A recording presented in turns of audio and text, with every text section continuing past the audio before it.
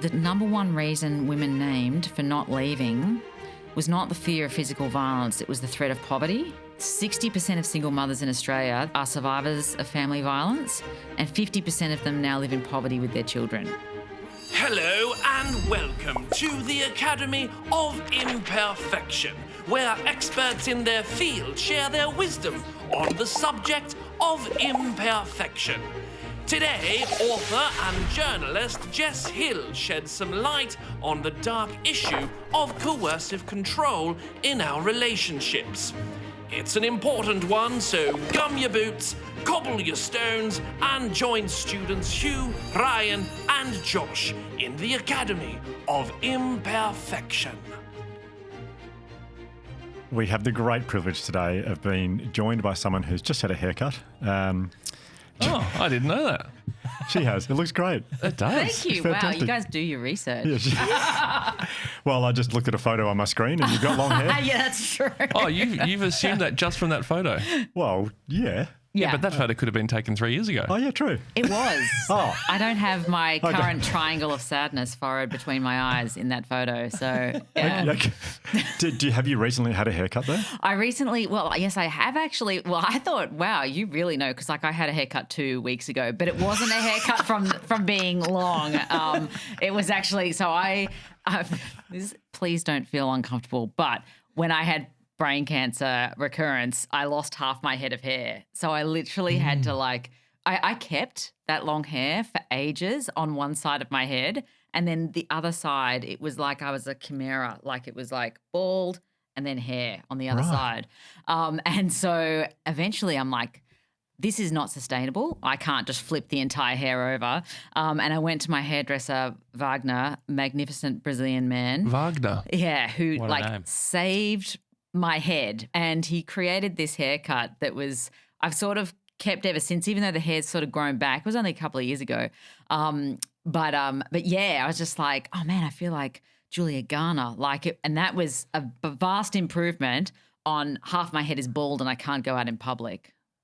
Jeez. So hats off to Wagner. Yes. Yeah. All So- of the Wagners. All of them. There's 2 really great Wagners I'm thinking of. Yeah. So how are you now?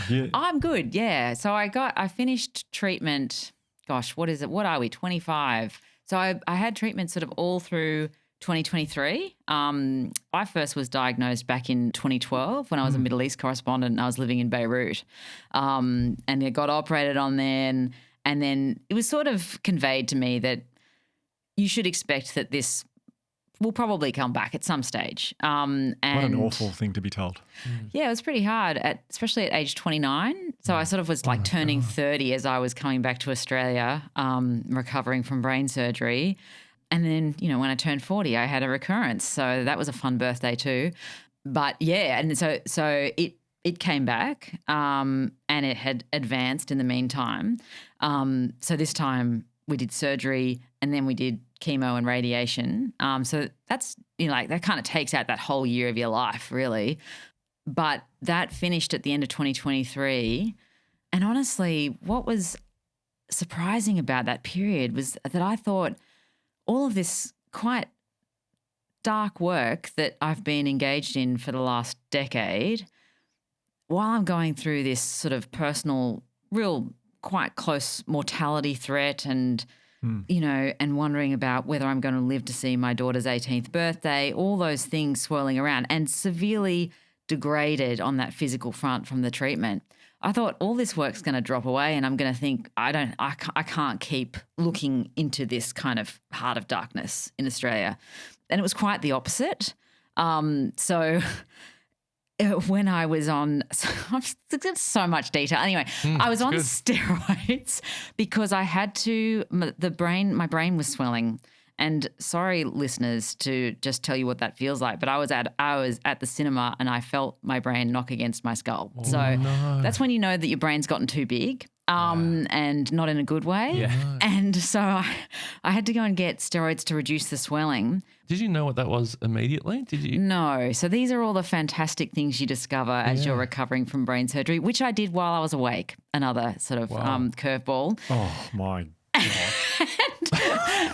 They didn't want to like cut out important parts that I might So need. they would talk to you while they were doing it. Yeah. I mean, this is not what we're here to talk about today, but I could honestly do a whole episode on this exact surgery. But anyway, but it actually does key back into what we're going to talk about today. Okay. And that is that, so I'm on steroids, and the impact of that is to not sleep. So for, I can't remember, it was 2 or 3 weeks, but literally I'd sometimes be getting a maximum of like 2.5 hours sleep a night. Like it was starting to get into sort of experimental torture territory, which meant that I'd wake up and like around 1:30, 2 o'clock in the morning, and then it'd be like, a lot of hours here to just have to myself. And first I'd be really thinking about the cancer and what it meant and what it was likely to mean. And then I would start really thinking about victim survivors, what they had told me over the years. You know, like I've spoken at hundreds of events across Australia, and I've met thousands upon thousands of victim survivors and people on the front line and experts who have all told me about this vast system of gendered violence and the way that it operates in Australia and beyond. And those stories would come back to me, and I'd be like trying to problem solve. I'd be like, how do we fix this? How do we attend to this? How do we stop this from happening? And I was just so obsessed with it and so impatient to see sort of positive and actual change happen in areas like family court and, you know, what happens to children and young people, that I sort of, all I wanted to do was to convey as much even uncomfortable truth as I could once I was no longer sleeping 2 hours a night. And that's really what I set out to do while I was doing chemo, and I set out to sort of really question the way that we do prevention in Australia with my colleague and longtime friend and comrade, Professor Michael Salter. So that's what I found, is that actually purpose is such a thing that keeps you going and connected to life and stops you from becoming too self-indulgent and fearful. Is that and also I think so many victim survivors had trusted me with the worst parts of their experience and the parts that feel the most shameful to them, and they had trusted me to convey those stories. So when I was going through this, I felt like I should have a similar measure of transparency about this, because there are going to be other people with brain cancer who feel like they can't tell anyone. I was afraid of telling people because I thought they might not hire me. They might think it's got something to do with competence, all of that.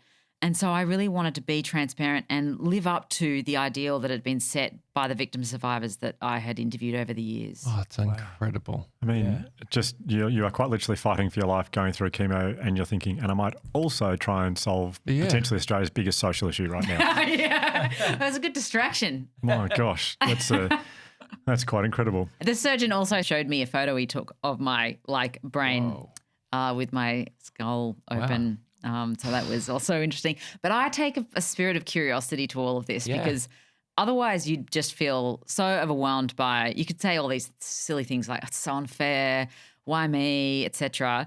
But actually it's like, holy shit, like this is the brain. And what happens when you have a tumor in a silent area of the brain, which is where I've had it, and that makes me very lucky. But where is the mind in the brain? And when you take out the silent areas of the brain, and they don't, on the map of the brain, they're not saying that governs your eyes or it governs your legs or it governs your speech, but we don't know where the mind sits in the brain. And so there's all of these things that happen to you personality-wise and stuff that you can't peg down because there's no hard science to this yet. But this is all part of why I've been obsessed with this issue around gendered violence and domestic abuse, is because all of it's about human behaviour and the way our minds work, all of this. So actually, for me, having brain cancer has all been kind of more grist for this mill, and being on the other side between, you're not in total chaos, but you're not in control, and being in this space between chaos and control, actually, it's like this quite primal insight into the fact that we can't operate in total chaos, but we are also not in total control, and that total control is a myth, and total control is the myth that perpetrators try to animate in their lives. And some of them succeed in the ways that success means to them, and some of them fail dismally, end up suiciding, end up in jail. But this whole idea of total control is a societal myth that we need to dispel. Okay, I'm so keen to get into all this. I just want to give you the background for people who aren't aware of Jess's work and what she's done. It's just the most important work, and so I just want to give a quick bio just so people are aware. Jess has always been interested in how power operates, both on an individual and systematic level. Drawn to the human experience at the centre of complex stories, Jess is determined to understand the epidemic of domestic violence in Australia and work towards a safer future for women and children especially. Beginning her career in journalism as a producer for the ABC Radio National, Jess relocated in 2011 to Cairo, Egypt, where she worked as the Middle East correspondent for the Global Mail. See, if we could do an episode on every paragraph I've got in front of you. Jess then worked for the ABC Background Briefing. For her journalism, Jess has won 2 Walkley Awards, an Amnesty International Award and 3 Our Watch Awards. In 2014, Jess was asked to write a piece for The Monthly about the prevalence of domestic violence in Australia in response to the murder of Luke Batty. It was during her research for this piece that Jess was introduced to the concept of coercive control, a discovery that would unravel her understanding of the world and dictate the future of her professional career. Domestic violence in Australia is an epidemic, but sometimes it can be hard to visualise or understand what that actually means. So just a couple of statistics here. So in 2022, 4,620 women were hospitalised due to family or domestic violence. So that's 13 women a day ended up in hospital due to domestic violence. On average, 1 woman is killed every 9 days by a current or former partner. And every 2 minutes, police are called out to a case of domestic violence here in Australia. So your work, to say it's extremely important is an understatement. Looking at that, I really would love to shape the conversation today around coercive control because it's something we haven't really talked about yet. We've had incredible conversations here on this podcast with Tarang Chawla, who told us a tragic story of his sister, but then talking about the work he does now. We talked to Chanel Contos about consent. The 3 of us had a chat. I think we called it an imperfect conversation around men's violence. Imperfect chat about men. Yeah, imperfect chat about men. And we are 3 men who are, I guess, desperately trying to learn more, but also try and show people, try to show men how to have the conversation, how to talk about this. And we are so lucky to have you here because you are such an expert on this. We do want to get to coercive control because it's something we haven't really talked about before or don't know a huge amount about. But can you start just by talking about the crisis that exists with domestic violence in Australia? Yeah, sure. So just riffing off the statistics that you just presented, and also shout out Tarang and Chanel, who are good friends of mine. I was actually with Tarang last night at the Wheeler Centre. So police being called out every 2 minutes, that statistic was from 2016. And I did a recount, which is the first recount I've seen done. No one seems to have recalculated that since, just based on the most recent police report stats. And now it's every minute. So the number of police reports since then have doubled. So from 5,000 a week to 10,000 a week. In fact, in Queensland, I think the most recent stats is 190,000 reports of domestic and family violence in 1 year. And interestingly, sexual violence crime is at a 31-year high, but the reporting rate over the last 5 years has almost halved. So it was 13% in 2016 of victims willing to report their most recent sexual assault. In 2021, that went down to 8%. And yet sexual violence crime rates are at an all-time high. So we've often thought, oh, well, more women are just wanting to report their latest assault. That's not actually the case now. So the only conclusion you can come to is there is more sexual violence being perpetrated. So the domestic violence crisis that people talk about, I think it morphs over time. Once upon a time, many decades ago, this was seen as something that was primarily defined as violent incidents, and people pegged domestic violence to physical violence primarily. Over time, then we started to introduce other types of abuse in that whole kind of constellation of what constitutes domestic violence, like psychological abuse and emotional abuse and financial abuse and spiritual abuse. But what we're coming to understand is that some domestic violence does not feature an incident that would be clearly outlined at all, and in fact is just an unrelenting system of entrapment. Some people will experience sort of highlighted incidents that will activate a service response or will activate a police response, and some people won't. And the level of torture that people experience is not defined as to whether those incidents occur or not, because the underlying system of entrapment for many victim survivors is actually the worst part. Right. So am I understanding this right in saying that the incidences are so frequent and unrelenting, but there may be in the victim's mind too small to report it? Often, too small and too insignificant, and not a sense when you're in it of the accumulation. Until victim survivors get an acute sense of it, and then start to see what they're being subjected to. But for so often, I mean, you hear victim survivors use that trope about the frog in boiling water. You know, it's just this thing. It's something that you're coping with, you're readjusting to, you're trying to change your behavior, you're trying to change him, all of those things. And so much of your focus is on what you can do to change this situation that you lose sight of what he is doing to you and doing to the kids. Is that, sorry, what you're talking about then, those things, is that part of coercive control? Are we? Yes. Okay. Yeah, I mean, all of it, and that's the thing is that I think sometimes when we talk about coercive control, people have positioned coercive control as separate to physical and sexual violence, as like it's a separate type of abuse. Coercive control is the umbrella under which all of this occurs. Right, okay. And so physical and sexual violence can be extreme in situations of coercive control, or you may get no physical violence at all, and the first physical act of violence may be a homicide. Or you may get sexual violence that is closer to sexual coercion, or you may get sexual violence that's extreme and degrading. All of that occurs in this whole universe of coercive control, but it just looks very different for different people.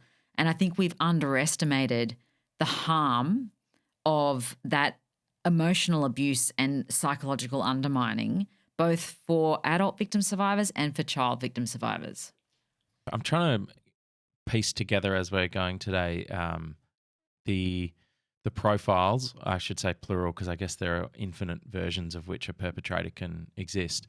But how often when you talk about them laying out a pattern of behaviour that is of a low enough level that it wouldn't alert a victim to say, this is not right, to call the police, how much of that do you think is a strategy as opposed to just a incidental behaviour that is formed through shame or something like that, as opposed to a strategy of like, oh, I know what I'm doing and I'm doing this in a way that is intentional, manipulative to make sure it can't get escalated. Does that make sense? Yeah, absolutely. Yeah, so I can't quantify it exactly because actually, even though we've had a national plan or two national plans now for 15 years, we still have very little deep understanding of perpetrators. In Australia, there's a study that's going to be done in New South Wales soon, which is one of the first to really assess perpetrators. So we really have a lot of anecdotal information from services, from people who work with men. And what we hear from them is often that those really calculating, cold, instrumental perpetrators are in the minority.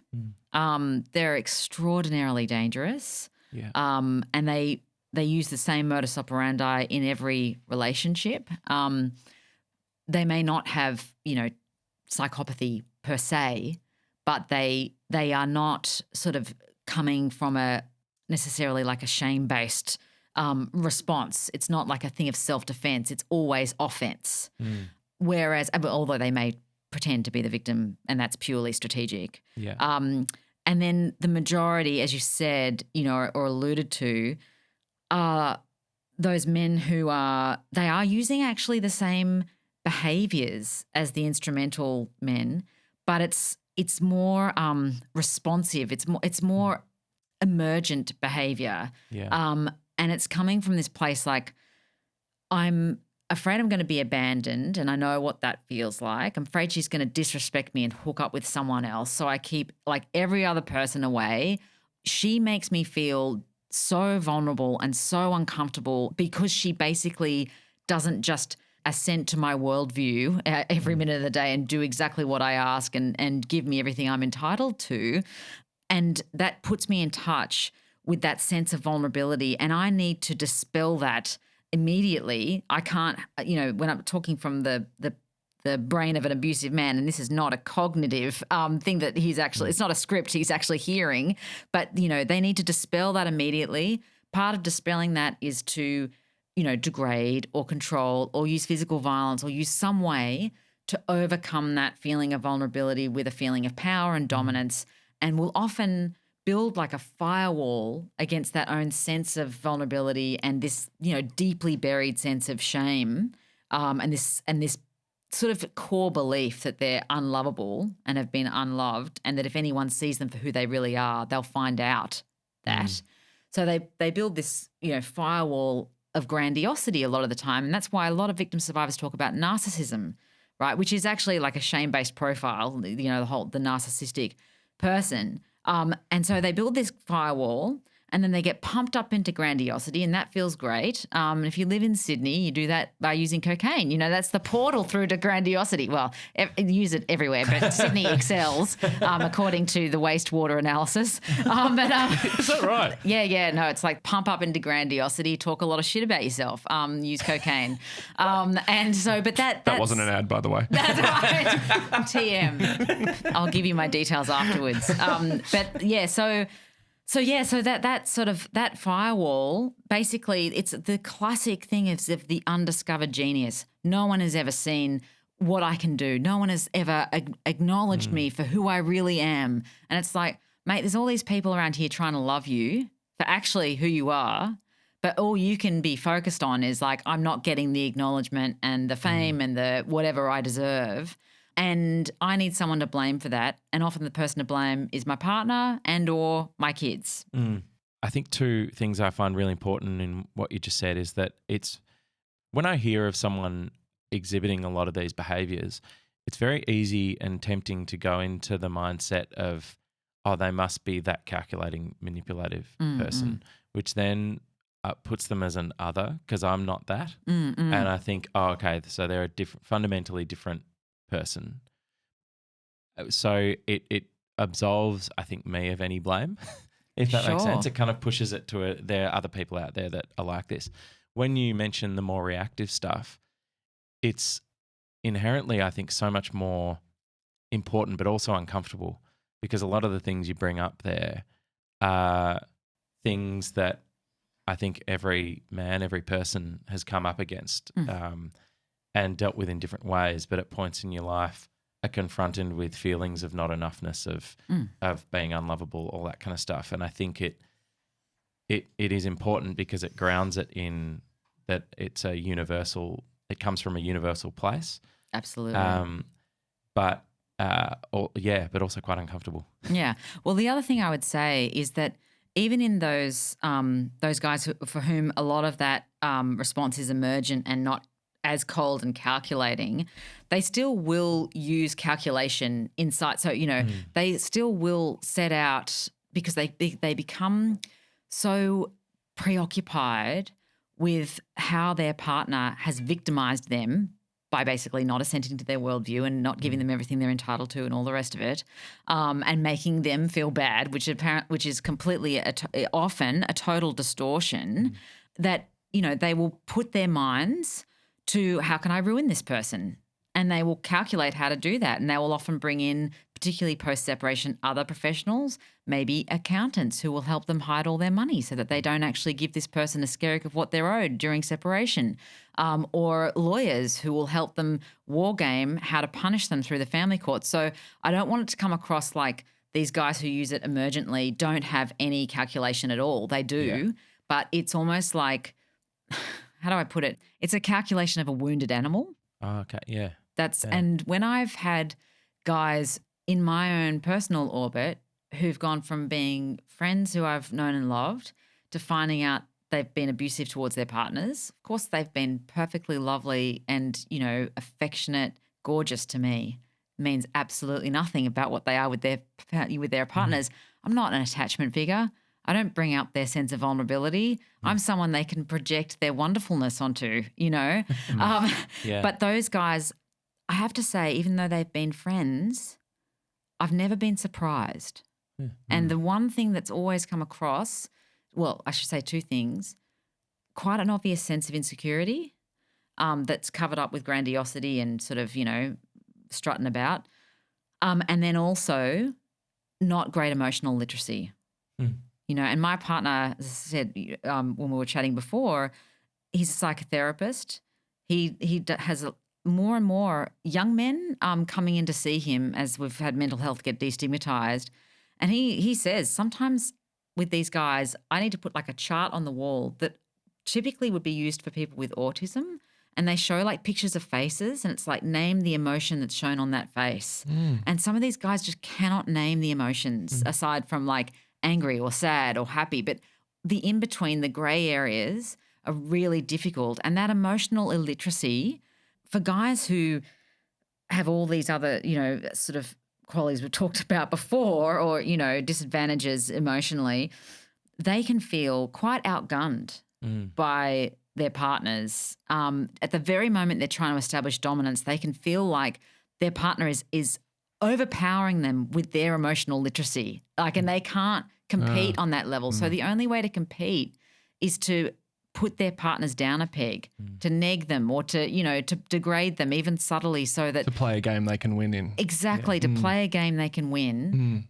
The emotional game is often not a game they can win, but the manipulation game is. Wow. It's making me think about this. There's a person that I know and she was a victim of abuse and sexual violence as well.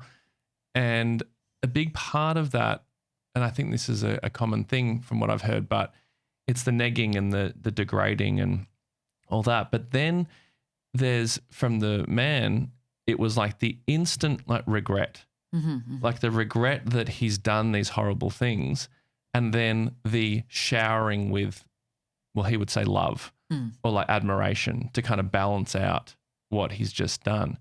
Is that a common thing? Because I feel like that would be extremely confusing particularly for, let's say, a woman who is the receiver of this and the victim of this, because everyone wants to be loved.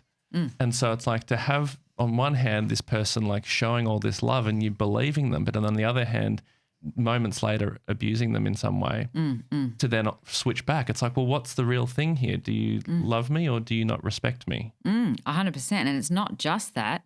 It's that when you've been idealized, and this is a classic part of love bombing, which has become like a real part of the vernacular, and it's described as the sort of thing that really draws victim survivors into a relationship, sometimes strategically, sometimes it's just the man idealizes this new partner and it's like, you're nothing like my crazy ex.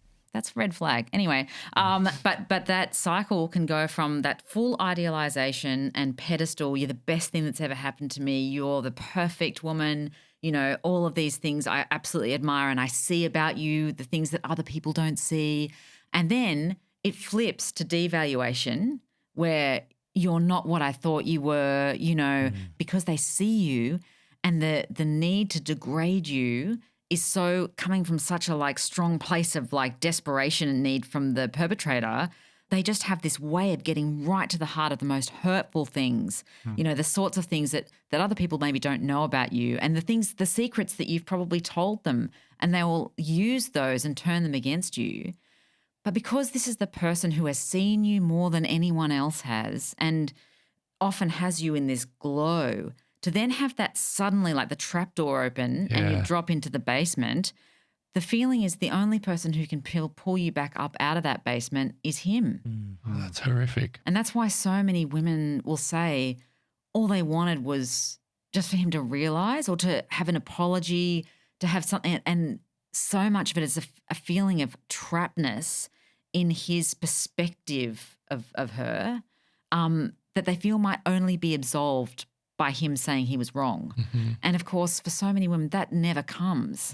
And it's such a long unpicking of that experience. And a lot of services will say, like obviously physical violence is horrific and should not be underestimated. And it's also intertwined with all of the other violence that's going on and the control.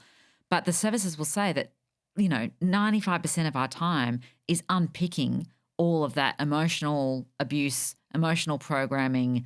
That's what we have to get the perpetrator out of her head. Is there many cases or is there any data on the amount of men, like perpetrators, who will call the police and report themselves? That sounds to me like a unicorn.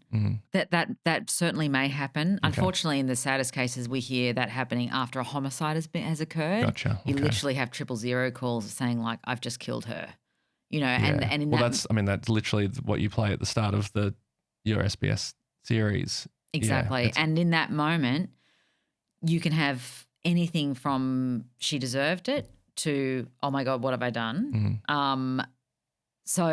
But you do have men calling, like men's referral service and other lines, saying they're concerned about their behaviour and they're trying to seek help.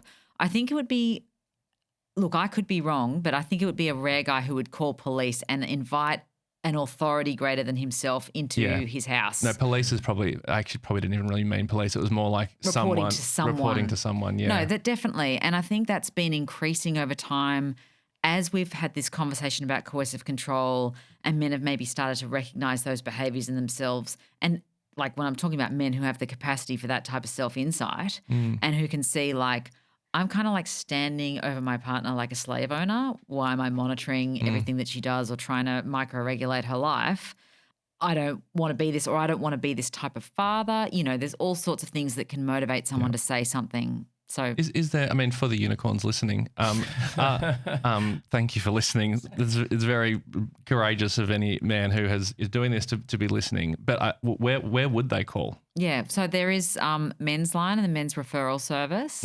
So they will take incoming calls, and then they can have sort of like some phone counselling and be perhaps referred somewhere else where they could speak to someone, whether it be a men's behaviour change program or whether it be in a one-on-one therapy situation. The other thing, though, for men who are listening or men who are thinking about friends and thinking, wow, I've seen that controlling behaviour in a friend of mine and I'm concerned, there's a 30-day free guided program that you can pretty much download on your phone called Inner Boy from a group called She Is Not Your Rehab. Matt and Sarah Brown. Yeah, the title alone what a is title. Yeah. And that already designates where their loyalty is, right? Their loyalty is to victim survivors, but they express that loyalty to victim survivors by getting to the nub of why and how men do this and saying to men, their classic line for men who have developed these behaviours out of a childhood of experiencing violence or neglect or abuse or shame is to say that your childhood trauma was not your fault, but your healing is your responsibility.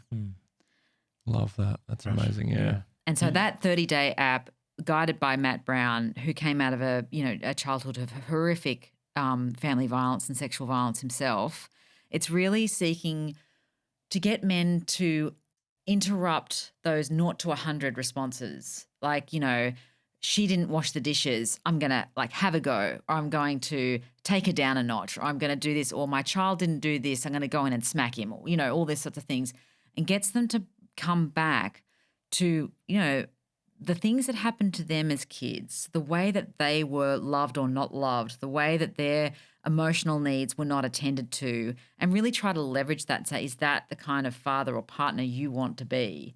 And they've had amazing results. And in New Zealand, it's now launched in Australia. In New Zealand, when it was launched, 36,000 men signed up in the first hour. Wow. Holy shit. Gosh. That's a lot of unicorns. That's a lot of unicorns. And really their ambassadors, they did this campaign.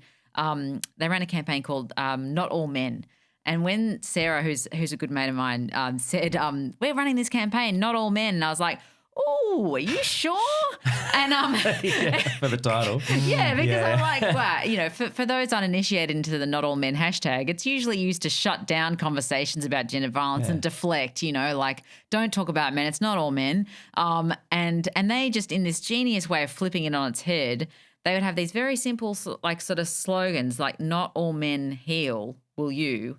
Not all men break cycles, will brilliant.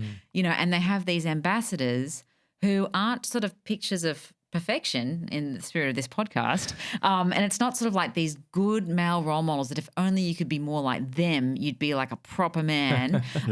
It's more like, hey, I experienced this too, brothers, and this was really hard to get past.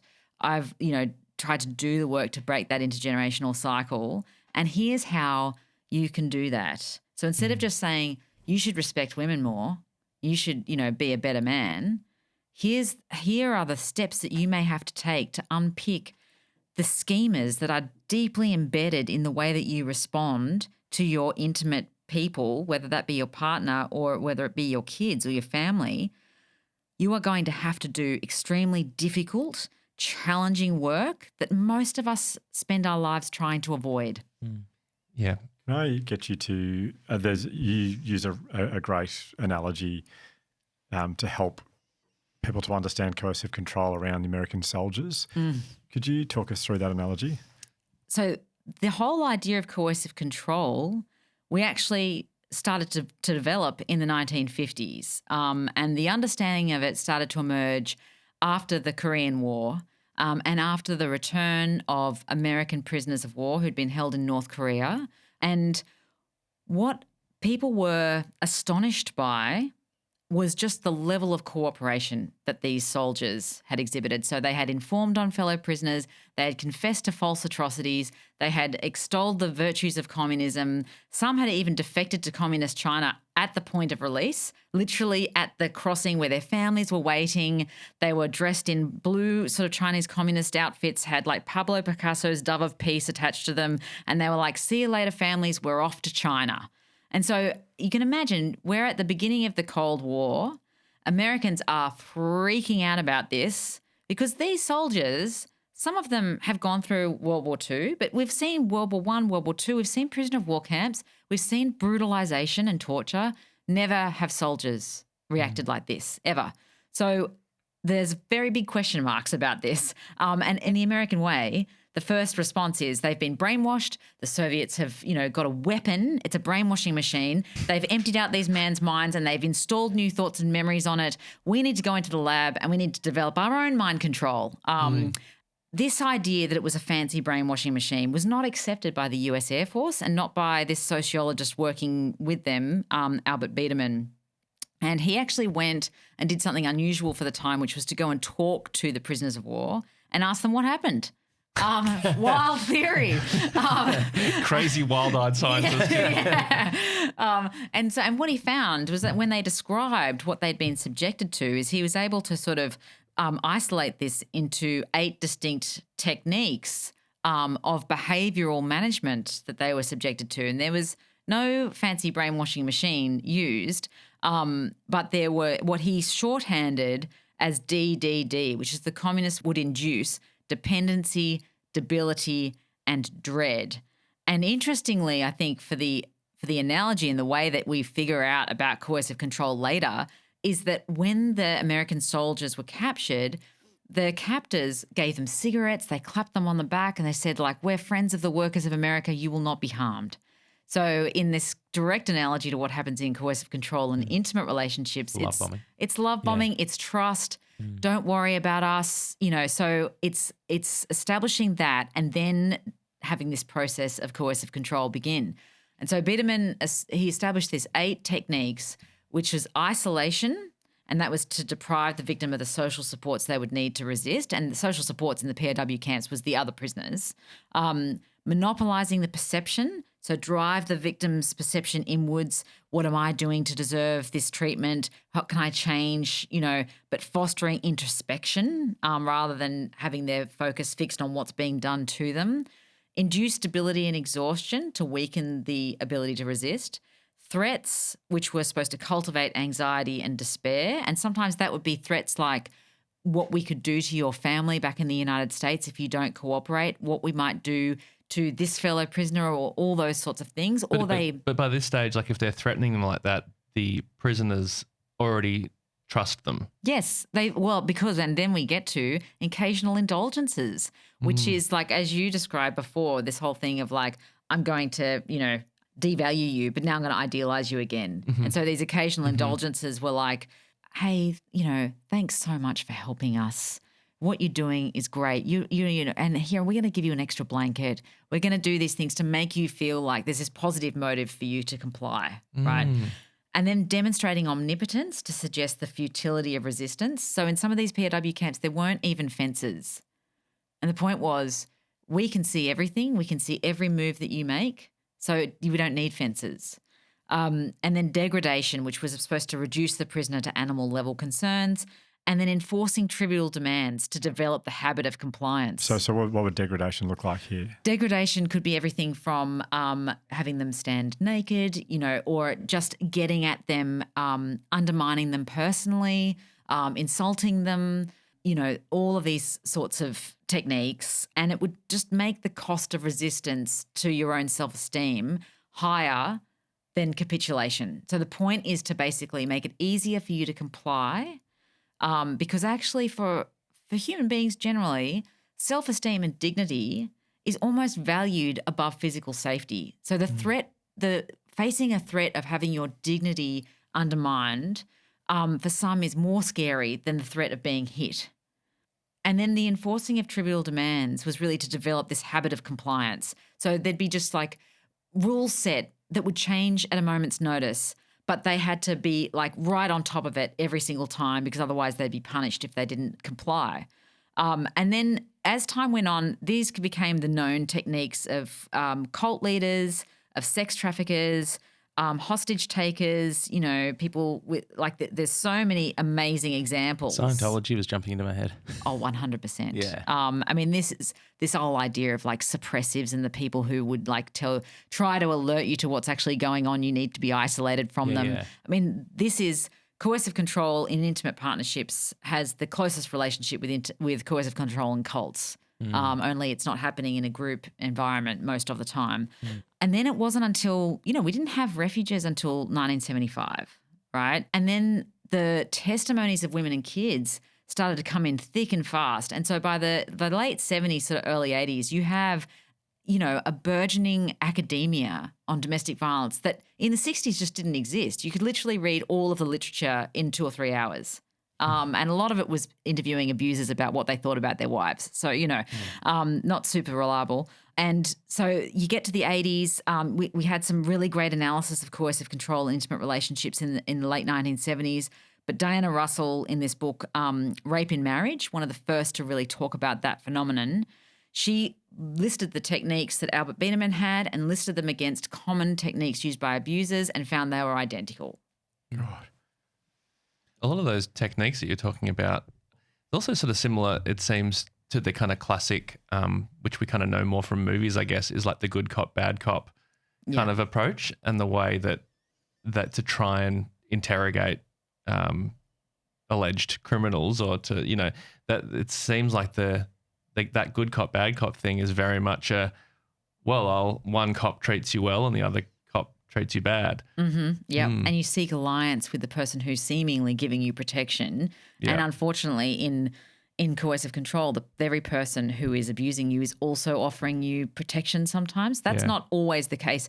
I've got to say, in some situations of coercive control, the occasional indulgences do not exist. In the coercive control situations where the threat against leaving is so violent and the person is so sadistic, that part of it doesn't actually need to be used. But in most relationships that I hear about, that's a very big part of it, and it's what draws the woman back, and it also reconvinces her and possibly the kids as well that everything they're doing to be perfect, to tiptoe around, to do everything that he wants and asks, and to maybe try to get him help as well, that's all working, and we can go back to what it was like at the beginning.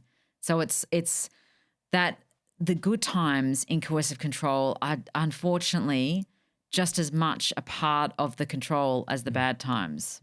Yeah.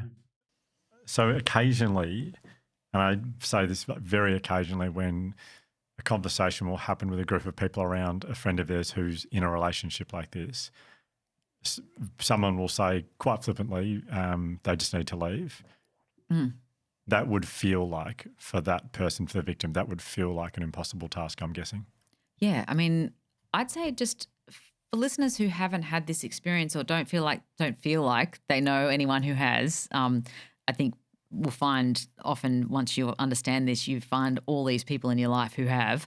I think if you just think about what it is to leave a regular relationship, especially one in which you have kids and maybe you rent a place together or you own a place together, the extrication from that is often so intimidating that people stay in relationships that are just unhappy for longer than they should, right? That's just a common thing, right? It takes ages to adjust to the idea that you're going to turn your life upside down and leave this person. So take that as sort of like, I think, first of all, we could just take everyday experiences of leaving relationships and see how hard that is.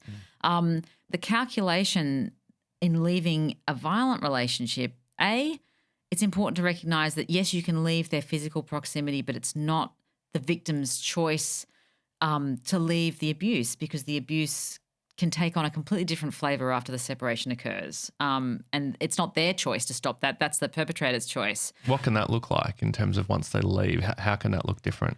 Stalking, reputational ruin, false allegations to child protection, filing to family court if there are kids involved, financial abuse, just endless tactics that can be used. And these guys, this is what's it's the fixation on why doesn't she leave is I understand it. I had that too when I first started looking into this. But my fixation then turned to like, why doesn't he let her leave? Why does he 10 years later still fixate on her and turn up at places that she's at to intimidate her or still use systems to try to get to her?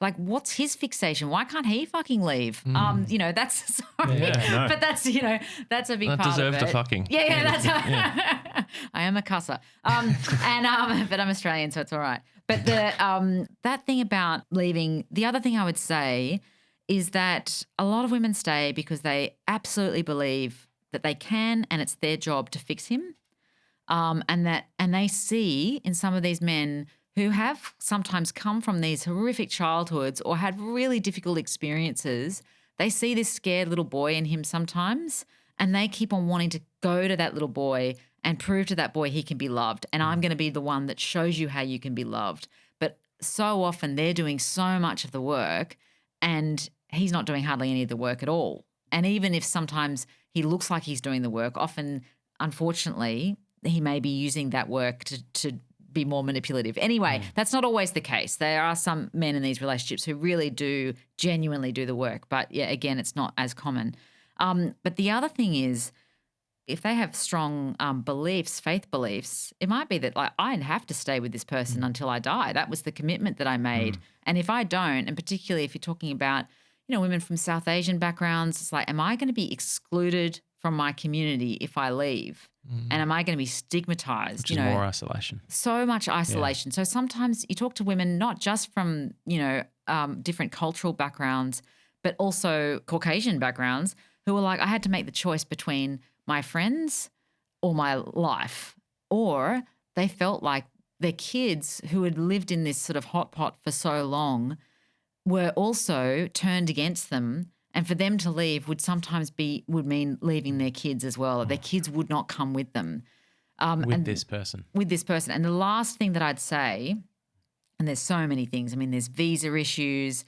There's, there's just endless. But is that really the number one reason women named for not leaving was not the fear of physical violence. It was the threat of poverty. And 60% of single mothers in Australia, this was from research from the Personal Safety Survey that Dr. Anne Summers surfaced, 60% of single mothers are survivors of family violence and 50% of them now live in poverty with their children. Oh, my God. Jesus. And they did not live in poverty before the violence occurred, by and large. It was something that was caused by the violence. So, and you talk about things for family court. If you end up in family court and you've got kids and you go to a full hearing because he is not going to mediate because ultimately he wants to punish you and use the court to control you, you can spend upwards of $200,000, $300,000, $400,000, $500,000. You know, and talking about women, and that's even if you like that's if you've got a lawyer, you might try to self-represent. It's still expensive. It's just such a massive specter hanging over you when you leave. And it's like you might end up being ordered by a family court to send your child to either live or spend time with that person who you have all fled from. That child will not have a choice. It'll be a court order. If the child screams and kicks and begs not to go, that mother will have to drag them into the car and take them to the person that child fears. And there is no recourse. If that child runs away, if the abusive parent has custody over that child, they can literally file a recovery order to the court and have the Australian Federal Police track that child down and return them to the abusive parent. It is such a trap for children and young people. So you think about, I when I was doing that judicial education, there was a magistrate there who was, when she was in a domestic violence situation, she was a barrister.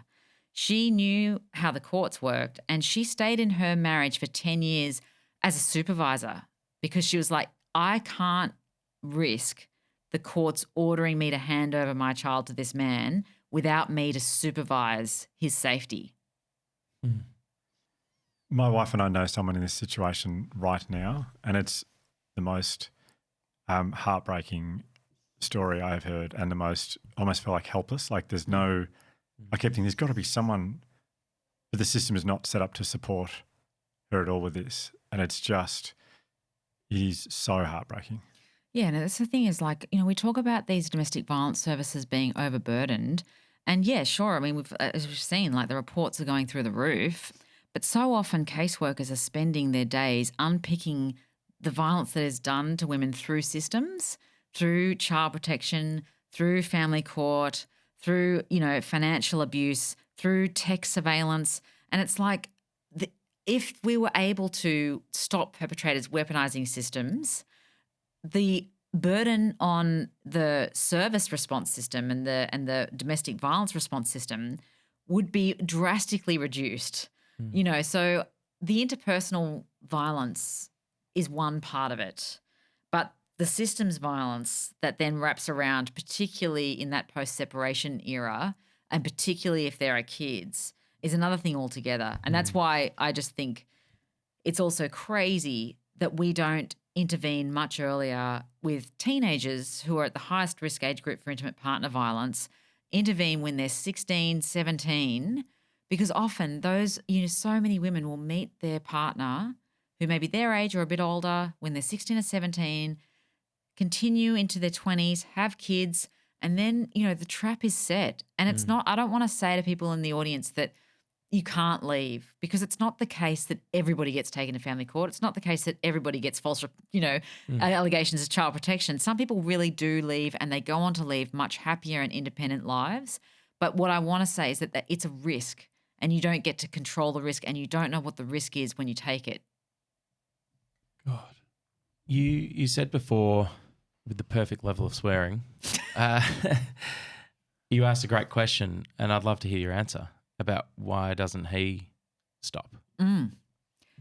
He becomes hyperfixated as this person is the source of all of my problems, you know, and the grievance and resentment towards that person is like fuel. I don't think we actually know quite enough about why he doesn't stop, because actually it's been much more rarely asked. And I think the issue is also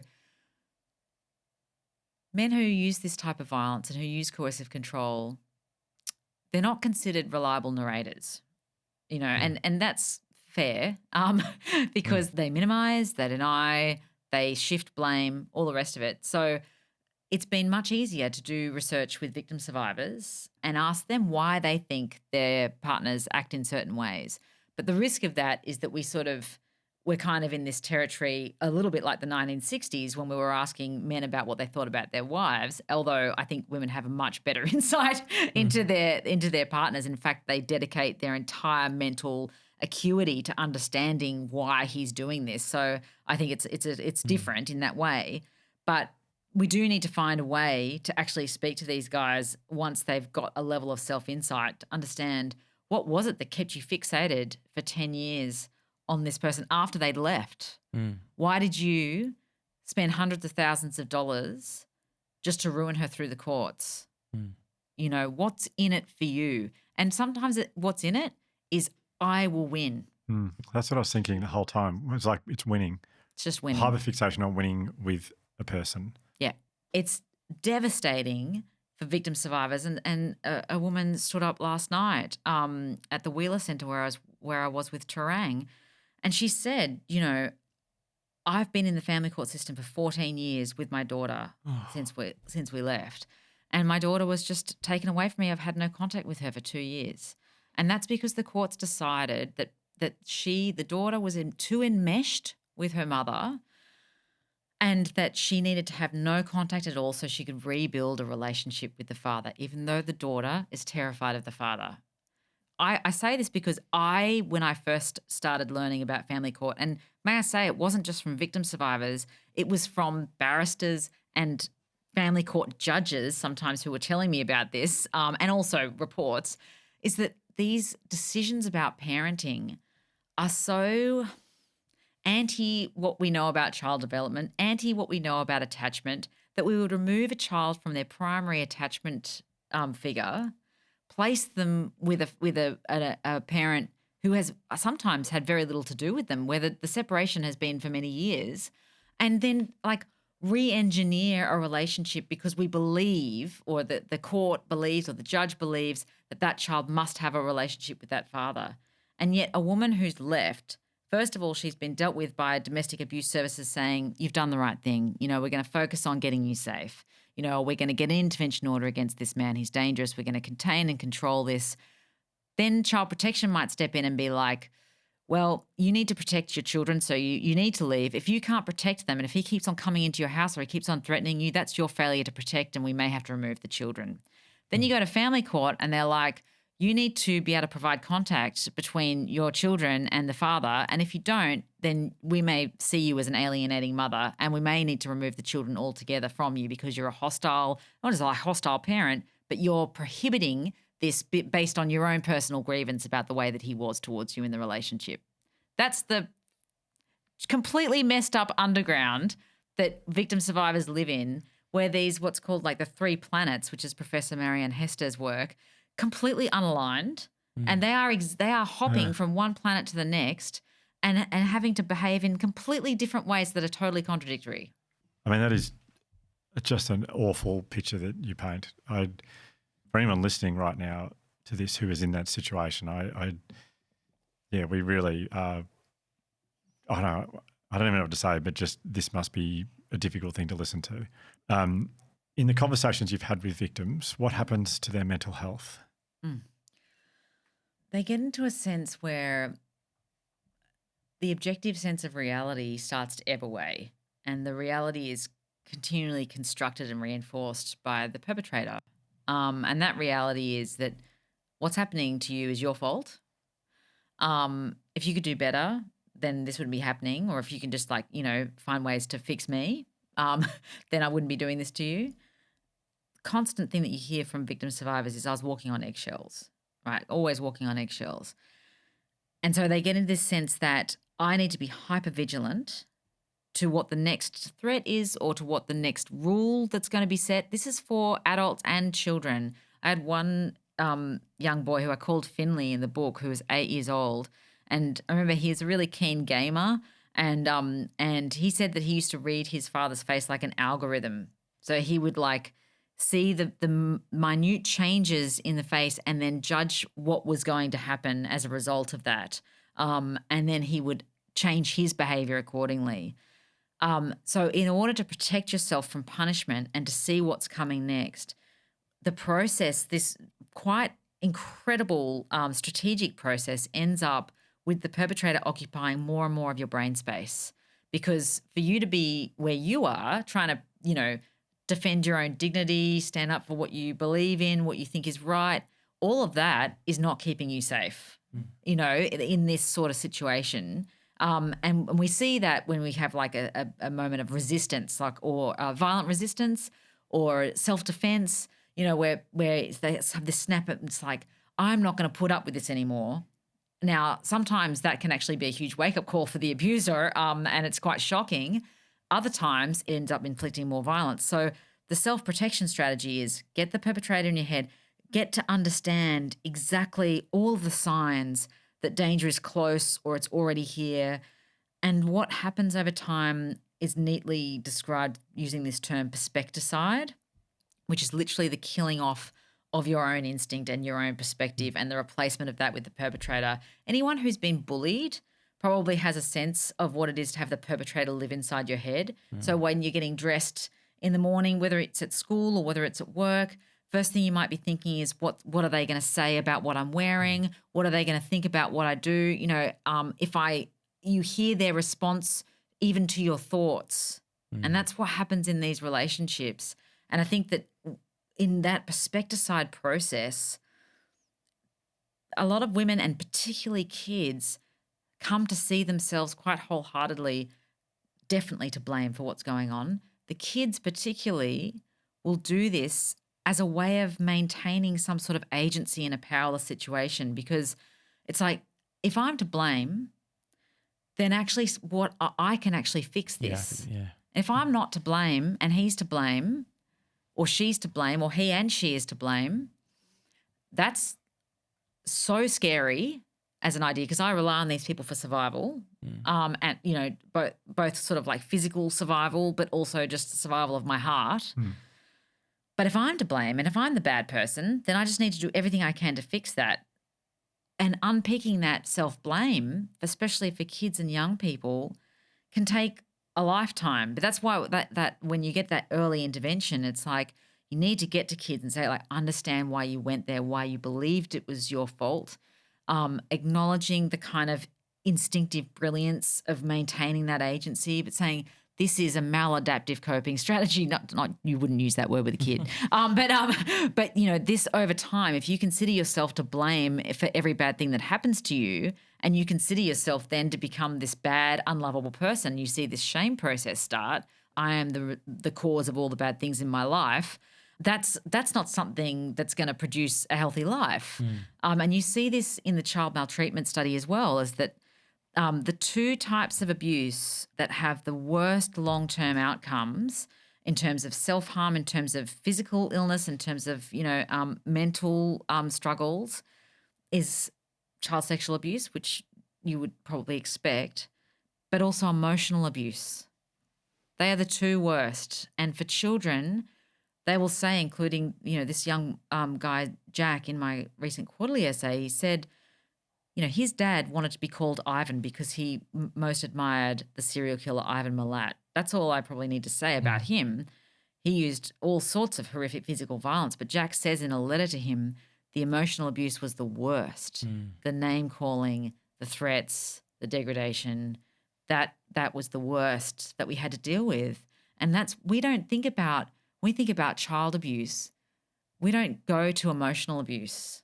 As we wouldn't necessarily classify that. We go to physical, we go to sexual abuse, we go to neglect, but emotional abuse is sort of seen as this sort of wafty thing that doesn't, but in the maltreatment study, seeing a third of children, now 16 to 24, had experienced emotional abuse, and things like their parents saying, we should never have had you, you were a mistake, or never showing love or affection to them.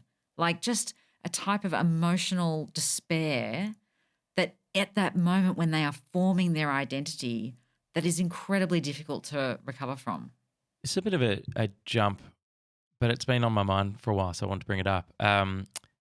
Quite rightly spent a bit of time talking about we were talking about physical violence and the cases of through the family courts and all that kind of stuff. But one of the things that I find interesting is that if like one of us was to have an issue, say like eating too much, like a health issue, like eating too much donuts, for want of a better example, and I can envisage a situation where a group of blokes are at the pub or whatever and would say like, oh, I just can't stop eating donuts. Like I can't stop doing this. Like, and there would be a bit of discussion about like, oh no, what you got to do is I'll try fasting or whatever. There'd be a discussion that comes out of it.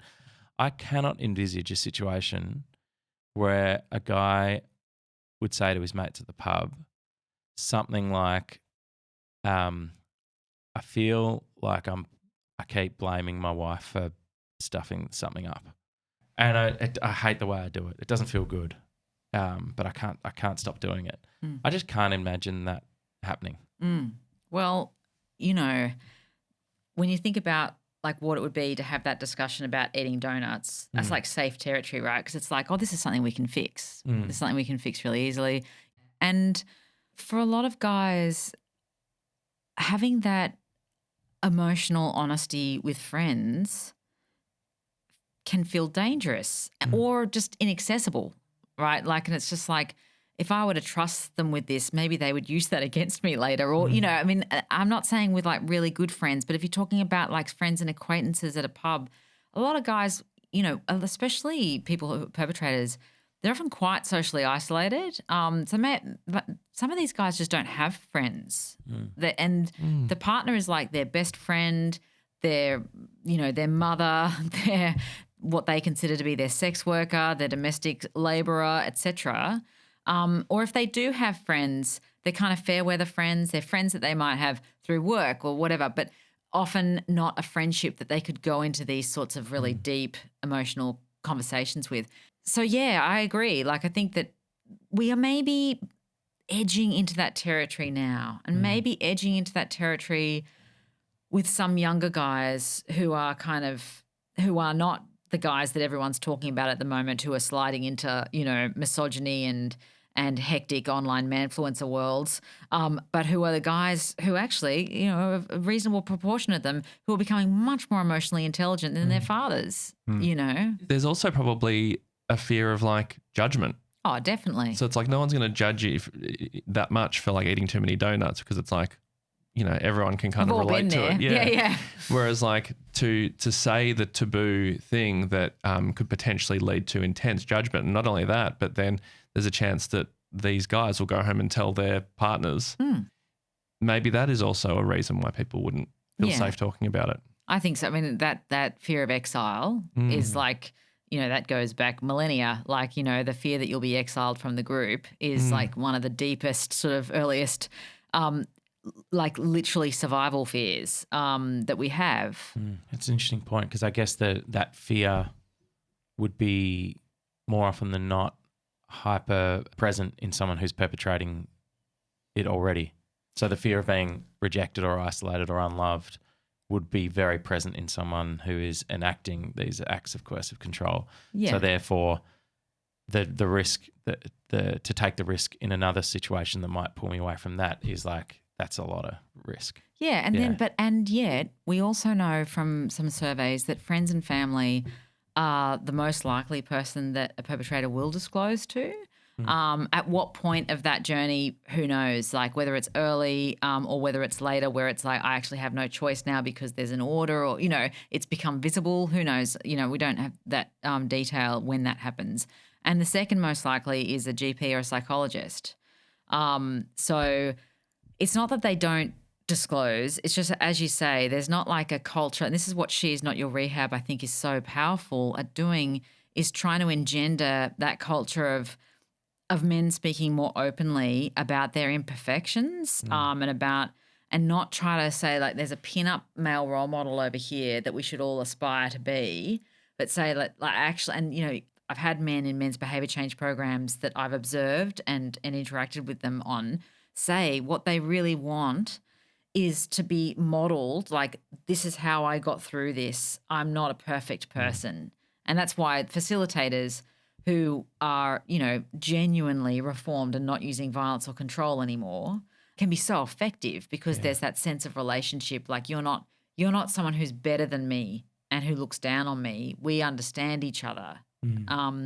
So yeah, I mean, but I do think that we are very worried about young men now in all sorts of ways. But on the flip side of that, a lot of this stigma is starting to move and we're starting to see a real evolution in how young men approach friendships and things like that. So it's sort of like terrible news story over here, quite positive news story over there. Yeah. But it's more the polarization of those two. Do you think that with everything that you know and all the people that you've spoken to and cases you've read and research you've done, and this is maybe not including like psychopaths, like people who are genuinely psychopaths, do you think these men can change, and how? Yes, they can, if they are genuinely committed to it. And you do see some results for men's behaviour change programs, which I think in the men's behaviour change sector would agree. And for the most part, they are mostly too short. So you're looking at just a few months, so often once, maybe twice a week. And you think about our schemas and the things that we have to overcome in our regular lives. Like you can have years of therapy and still feel like you're scratching away at the edges. I know that's been my experience with certain things. So there's part of that is that like actually these sorts of patterns take a long time to shift, even when you genuinely want to and you want to put in the work. So yes, they can change. Our ability, as Professor Salter says, our ability to re-regulate men, especially once they've experienced childhood violence and where they go to abusiveness in order to manage their sense of security, our ability to re-regulate them later is quite constrained. It's very difficult and it takes a long time, and that's why a lot of what myself and Professor Salter and lots of people who work in the children and young people sector are saying that we need to be working with young men and boys before these schemas get really rigidly in place. And we need to be stopping or interrupting, particularly the intergenerational transmission of violence. So you've got more than 4 in 10 kids, now 16 to 24, who grew up with family violence in Australia. More than 4 in 10. Holy shit. That's like a lot. If we are to work with these young kids earlier, particularly those kids who start showing harm, either show harmful sexual behaviours or start using harm in their first intimate relationships, you have a much better chance of re-regulating them and setting them on a better path and showing them another option of how to be than you do with a guy who's like 30 plus for whom this has become a way of living. But we also have, and this is, I cite this in the quarterly, this amazing woman, Cheryl Batchelor, who runs this program, Yili Yapina. And it's for the kids who, it's like the island of last resort. It's like the kids who just, no one knows what to do with them anymore. And she's so amazing. She's an Aboriginal woman who is a deputy principal of a school. She came across Norman Doidge's book, The Brain That Changes Itself, on neuroplasticity. And it was like this light bulb going off for her. But she thought, what I want to do is work with kids and young people, Aboriginal and Torres Strait Islander kids, who are, in out-of-home care or in, crossing over into youth detention or at risk of. And I want to not just talk about their trauma, but about their brain health. How do we actually rewire their brains, but do so in connection to culture? And she has just done like incredible things. And talking to her, it's all this matter of, no, your brain can't deal with this yet. And it's this, and my little girl, God bless her, Stevie, she's so great. I don't know why I keep saying God. I'm actually agnostic. But anyway, God's bless her. She's very into Greek mythology.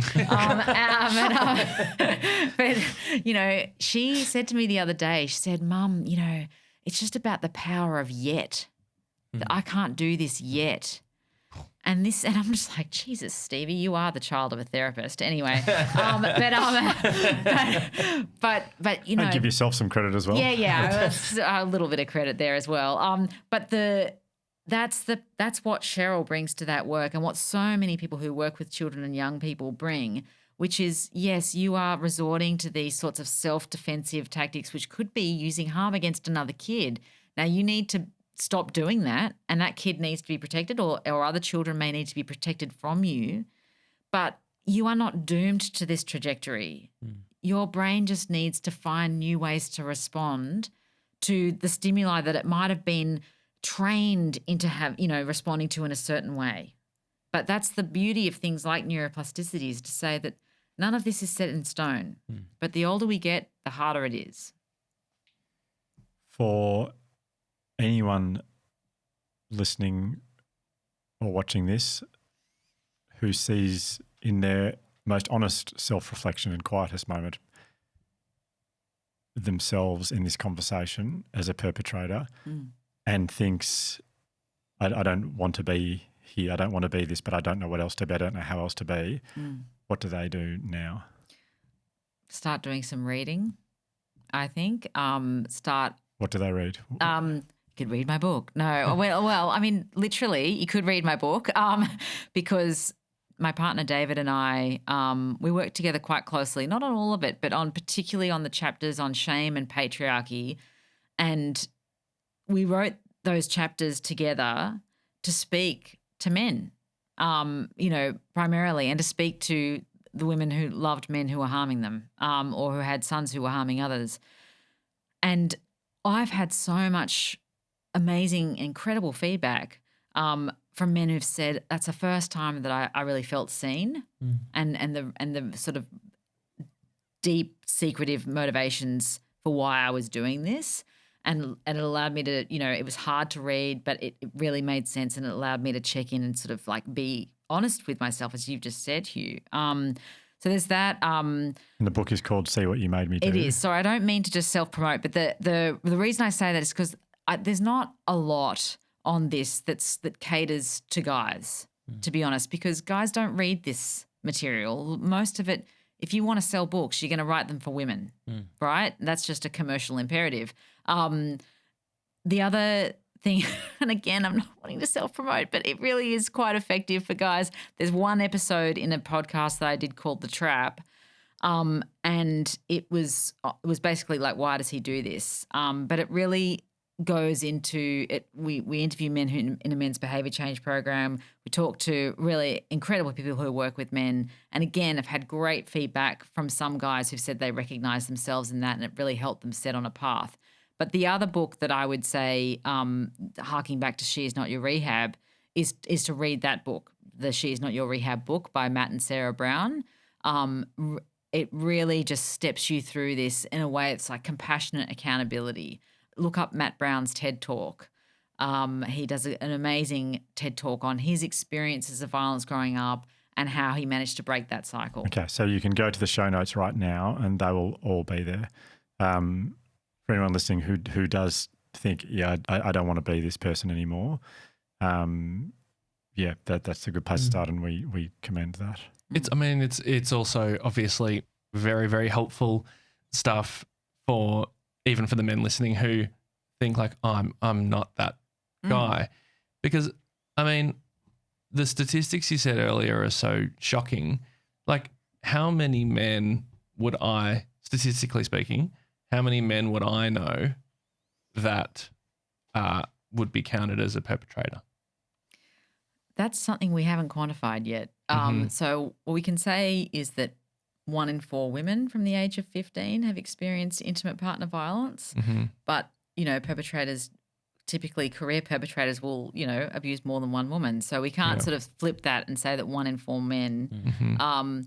However, I would suggest that at least one, that we can be sure of that. I came to the work thinking, I don't know anyone who's been through this. And then I discovered, actually, it's all through my own family and several of my friends. And now at my daughter's school, lovely guy, one of the dads there who was asking, like, what do you do? And I explained, and he said, it's something along the lines of, it's so great that we just don't really have that problem here. And I was like, it's interesting you say that. And I explained to him what coercive control was. And then he was like, oh, I think I know people like that. I'm like, yes, you do. Yes, you do. Yeah. So I think people think that we still have a large proportion of Australians who think, yes, domestic and family violence, terrible issue in Australia, but it doesn't happen in the community that I live in. And I think partly that's because they imagine domestic and family violence to be sirens blazing, black eyes, this dysfunctional living. They don't imagine these high control environments. I think one of the most incredible statistics that came through recently after Professor Michael Salter and I were talking very much about the role of alcohol in domestic violence. We got these stats that looked at alcohol-fueled domestic violence call-outs for police across Sydney, and the highest rates of alcohol-fueled domestic violence were in the wealthiest areas. In something Ryan said earlier, it was sort of implied, I think, or at least brought up as an idea, guilt, like buying presents because you feel guilty. And then we've also been talking about shame. And I have read that chapter from your book, and I was pretty blown away by it on a whole. But the definitions and differences between shame and guilt and how they play out, I thought were fascinating and probably worth going into. And also the role of humiliation in the psyche. I guess the shorthand version of the difference between shame and guilt is that guilt is something that you can apologise for. You can apologise for what you feel guilty about, and you can be forgiven by someone who you feel guilty for doing that to a certain extent. But nobody can absolve you of shame, right? No amount of forgiveness or positive messaging necessarily can displace that feeling that you are inherently, intrinsically unlovable and unloved, and that you are defective. And guilt, I think, can almost be a deterrent for bad behaviour sometimes. It can drive us to express remorse. Shame sometimes can actually do the opposite, which is convince us that actually we are the real victims. And this is something that you see in men who use violence all the time. And the counsellors who work the lines at the men's referral service and at men's line, they'll say they do call outs to guys who've been named on charge sheets. So like they've had a police interaction, and the vast majority of the calls start with a guy absolutely convinced that he is the primary victim in the situation. And by the end of the call, that's sort of gotten down to 10%, and maybe in 10% cases, maybe he was the victim, or has been victimized in some way. So this victimhood complex is deeply connected to shame. And what I'd also say about that is that, and Donald Nathanson wrote a great book about this and talks about the way that then people interpret shame, right? Because it's not like, oh, well, if you experience, deep unacknowledged shame, you are therefore going to be abusive. That is not the case at all. People have all different ways of doing it. Sometimes it's completely self-inflicted, and they just, they harm themselves either physically, emotionally, overeating, all those sorts of ways. Sometimes they want to go into complete social isolation, just avoidance. I can't be in contact with people. People hate me. I can't have friends, all those sorts of things. And then, if you're mixing that kind of really toxic, unacknowledged shame with a sense of entitlement and a sense that this is an unbearable feeling and I cannot stand to have it, and the way that I'm going to get rid of it is by exerting myself on other people. Does a violent childhood or abuse or trauma in an early age have a correlation to someone's likelihood to place the shame on other people as opposed to go inward? It can do, but not necessarily. So lots of guys who've grown up in a violent childhood would rather die than make someone else feel that harm again. And you do have, men and women who suicide because they cannot tell others about the things that haunt them about themselves. But there's a certainly higher proportion of perpetrators who have those childhoods themselves, which is why that emphasis on early intervention is so important. And it is so underdeveloped in Australia and around the world. It's like talking about perpetrators and the harms they may have experienced in childhood has been almost taboo, because it's like giving them an excuse. That's the idea, is that for ages it was like, well, it must be because it's like monkey see, monkey do, which is just so absurd. Yes, there's a certain amount that you do learn to respond to things in certain ways, but it's also that complex trauma is not just about repeating the behaviours that you witnessed. It's about seeking safety and security in rigidity and perhaps prejudice or the need for control. It's so much more complicated than that. It's not that. It's just not that alone. It's not that alone, Yeah. exactly. And I think that it really undermines the complexity of young people's experience to say that they just saw it and they repeated it. Okay. So I guess that we need to acknowledge that this is not like a trajectory that is certain. A lot of young guys will say to me, and young guys who are like the most beautiful people you've ever met will say that they are absolutely terrified that their father's DNA is in them, that violent trajectory is unavoidable no matter what they do. Some young guys won't even go into relationships for fear that side of them is going to emerge. And it's just so terrible that those young guys find it so hard to access any help for that. Yeah.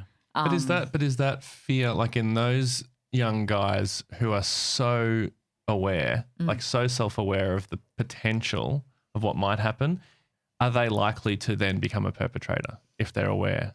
Sometimes. Right. That's wow. the terrible thing is that I've spoken to, I remember one guy in the men's behaviour change program that I observed, and he said my two siblings, they all grew up in a violent household. He was the only one who ended up using violence in his relationship. And he'd been afraid of that happening. And then it happened.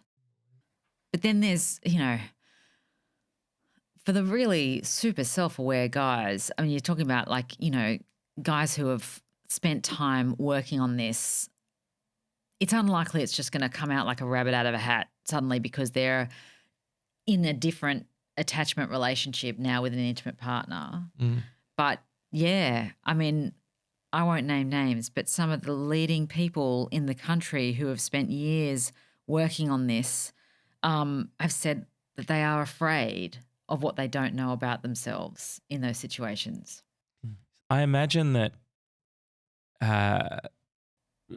with shame and is linked into power and pride and control, and that the process of feeling humiliated, whether that actually happened or not, is a huge, oxygen to a fire in this situation. Yeah, and it's as you say, it's the perception that one has been humiliated, and the concept of humiliated fury was developed by this feminist psychoanalyst who, like in the 70s, it was another unicorn, Helen Block Lewis, who was also one of the first clinicians to study the difference between shame and guilt. And she developed this notion of humiliated fury where you feel this sense of humiliation and the feeling that rushes in behind it is a sense of, really accelerated grievance and the need to then stand over that person who has just caused you that, literally that microsecond of feeling humiliated and dissed. It gets overwhelmed by this sense of power and dominance, and it's a way to expel those unbearable feelings. Because remembering that, like shame is a feeling that is so difficult to bear. We often want to be just swallowed up by the ground when we feel it, made to be invisible.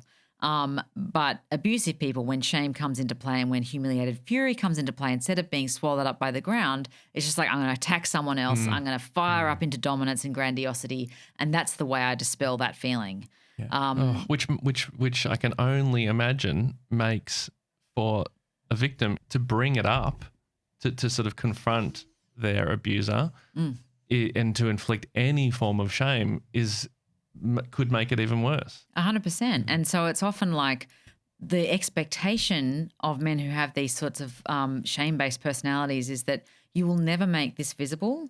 It will always be our secret. You won't even make it visible to me, right? So, but never make it visible to the outside world. And we must keep this secret. And the loyalty code is fundamental to coercive control in keeping that secret. So, we see headlines like man kills wife over burnt toast, which is obviously farcical, but really what the men's counsellors hear on those phone lines is exactly that. She didn't put the garbage bins out to the curb square. She dissed me. I've told her to do that. It's like she didn't respect me. And these things are seen as instrumental forms of disrespect. And then there's just this absolute rage that comes in, this humiliated fury. How dare you do this to me? How dare you make me feel like this? And meanwhile, the woman's just sitting there like going, did what? And the other thing I'd just say to that, the way that you can see this expressed, I remember sitting with a group of women and they were like, one of them said, my partner used to kick me out of bed in the middle of the night. And she'd never said that to anyone. And then two of the other women in the group were like, yeah, that happened to me as well. And at first I was just like, why? Why are they doing that? Do they want to interrupt their sleep? What is it? And then it clicked. He's been sitting there and stewing over these perceived disrespects that have happened through the day. She didn't just go to the shops. I know she went to see a friend. I know she did the things I told her not to. She didn't do the housework well enough. And that's all a personal sign of disrespect to me. And it just builds and builds and builds until there's an attack. And then there's, wake up, we're going to talk about this. And suddenly it's like, we're going to talk about this for the next 2 or 3 hours. I don't care if you are tired tomorrow. And then it's like, oh, now you can't go to work. Well, that fits my ends as well because I actually prefer you, often not to be engaging in public. Anyway, so I just think that this type of humiliated fury, it shows up so often and distorts the frame. And then when those men are in contact with service professionals, whether they be therapists or police, whatever, their humiliated fury and their sense of victimhood is very persuasive. Because they really believe it. And there's one memorable thing I always talk about when I'm doing education to try to just like shorthand this approach. And that is from this American cop who now investigates other cops who use domestic violence, which is a whole nother subject. And he says, I've never been convinced by a bank robber to arrest the clerk. And yet that happens all the time in domestic violence. Victims are misidentified as the perpetrator because the perpetrator stands there at the door and says, she's like hysterically crying. She could be bleeding. And she's like, it was her. Oh my God, yeah. She did this to me. And sometimes it's strategic and instrumental, as I've said, from those sorts of cold and calculating guys. And then other times they really believe it. Wow.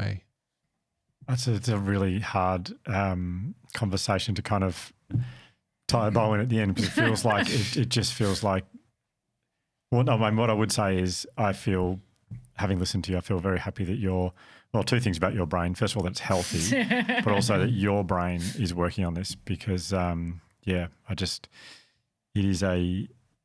feels like the biggest social problem in Australia and it has been obviously been for quite some time. And I truly hope that people who find themselves in a situation as a victim or perpetrator find something in this that helps.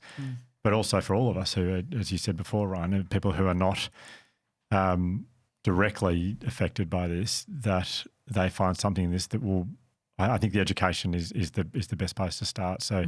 Thank you for educating us today, Jess. It's my pleasure. It feels like a real privilege to sit down with yet another future Australian of the Year. So thank you. No, stop. No, thank you. And the last thing I'd say about that is that it's not even like when I wrote the book originally, it was really important that people didn't feel like they just had to eat their vegetables, right? Like I did actually start a little bit like, eat your fucking broccoli. I have to like look at all this horror. You should look at it too. But actually I changed from that perspective to say like, hey, this is fascinating. Like this is not just about domestic violence. This is about how we negotiate love. It's how we negotiate power. This is the working title of the book was The Story of Us. And it wasn't because we're all being abused. It's because all of us exist on a spectrum where we navigate these issues and we navigate power in our relationships. And we know that even in regular relationships that are not classified as abusive, we're negotiating this every day. So getting better at understanding where all of this comes from is just, I think, the work of knowing ourselves. And I think the more we know, like anything, the easier it is to sort of talk about it without feeling like you're going to step on a landmine. And that's probably the taboo nature of why, particularly men, because obviously women, it sounds like, I'm sure women talk about it all the time, but men don't talk about it because it's like scary and you don't know enough and like you don't want to expose yourself or humiliate yourself or whatever. And I think the more we know, like anything, like I said, it's just like, it just makes it easier to talk about it or hear someone talk about it and know what to say back when someone ever says anything to you. 100%. Thanks, Jess. Thank you. Enjoyed this week's episode but want a little more? Then you might want to know that we have a brand new show called A Little More Imperfects over on Patreon. For a little bit of money, you'll get access to bonus episodes with the three of us every fortnight, early access to live events, plus other things that we haven't thought of yet, but when we do think of them, you'll get them. Visit patreon.com/The Imperfects.